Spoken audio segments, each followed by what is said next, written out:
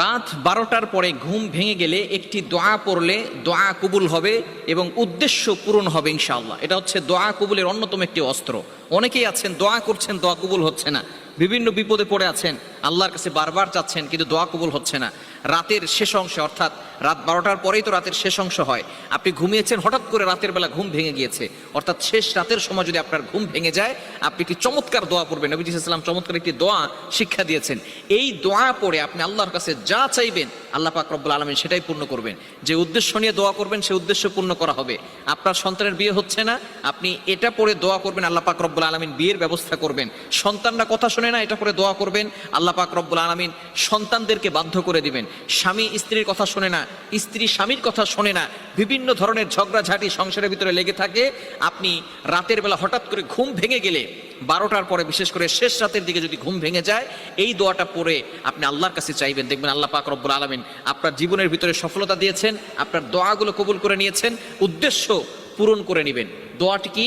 দোয়াটি হচ্ছে লা ইলাহা ইল্লাল্লাহু ওয়াহদাহু লা শারীকা লাহু লাহুল মুলকু ওয়া লাহুল হামদু ওয়া হুয়া আলা কুল্লি শাইইন কাদির সুবহানাল্লাহি ওয়াল হামদুলিল্লাহি ওয়া লা ইলাহা ইল্লাল্লাহু ওয়াল্লাহু আকবার ওয়া লা হাওলা ওয়া লা কুওয়াতা ইল্লা বিল্লাহিল আলিয়্যিল আযীম রব্বিগফিরলি। কয়েকটি বাক্যের একটি চমৎকার দোয়া। এখানে আল্লাহ তাআলার প্রশংসা রয়েছে এবং আল্লাহ তাআলার কাছে সবচেয়ে প্রিয় যে 4টি বাক্য সেগুলো রয়েছে সুবহানাল্লাহ, আলহামদুলিল্লাহ, লা ইলাহা ইল্লাল্লাহ, আল্লাহু আকবার। এই জিকিরগুলো হচ্ছে আল্লাহ তাআলার কাছে সবচেয়ে বেশি প্রিয়। এবং এরপরে আছে লা হাওলা ওয়া লা কুওয়াতা ইল্লা বিল্লাহিল আলিয়্যিল আযীম। চমৎকার একটি আমলের কথা, এটা হচ্ছে জান্নাতের একটি ভান্ডার এবং 70 প্রকার বিপদ থেকে আল্লাহ তাআলা হেফাজত করেন এই চমৎকার দোয়ার মাধ্যমে। এবং আল্লাহ পাক রব্বুল আলামিনের কাছে আপনি শেষ পর্যন্ত দোয়া করতেছেন, রব্বিগফিরলি, আল্লাহ আমাকে ক্ষমা করে দাও। কি চমৎকার দোয়া আল্লাহ তাআলা দিয়েছেন। এই দোয়ার পরে যদি আপনি আল্লাহর কাছে চাইতে পারেন, আল্লাহ পাক রব্বুল আলামিন অবশ্যই আপনার চাওয়াগুলো পূরণ করবেন, উদ্দেশ্য পূরণ করে দিবেন। খুবই চমৎকার একটি দোয়া। এই দোয়াটা পড়তে পারবো তো ইনশাআল্লাহ?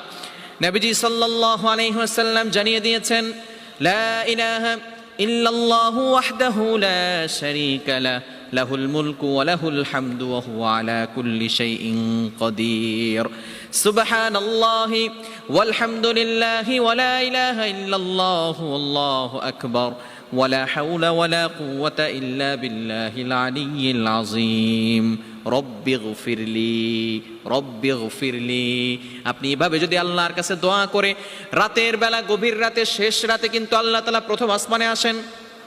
দুনিয়ার সকল মানুষগুলো ঘুমিয়ে যায়, পশু পাখিগুলো ঘুমিয়ে যায়, মানুষগুলো সব ঘুমিয়ে যাওয়ার কারণে রাত নিঝুম রাত হয়ে যায়, স্তব্ধ হয়ে যায়, স্টপ হয়ে যায়, সাইলেন্ট মুডে চলে আসে।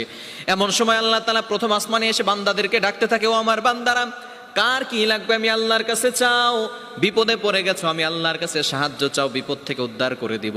অভাবে পড়ে গেছো বান্দা, আমি আল্লাহর কাছে চাও, অভাব পূরণ করে দিব। আমি আল্লাহর কাছে গুনাহ মাফ চাও, গুনাহ করে ফেলেছো, আমি আল্লাহ গুনাহ ক্ষমা করে দিব। মুয়াজ্জিন 5 বার মানুষকে ডাকে, হাইয়া আলাস সালাহ হাইয়া আলাল ফালাহ, কাম টু দ্য সাকসেস, সফলতার দিকে আসো, কল্যাণের দিকে আসো। কিন্তু এমন একটা সময় আছে যে সময় আল্লাহ নিজে প্রথম আসমানে এসে বান্দাদেরকে ডাকেন, সেটাই হচ্ছে এই শেষ রাত।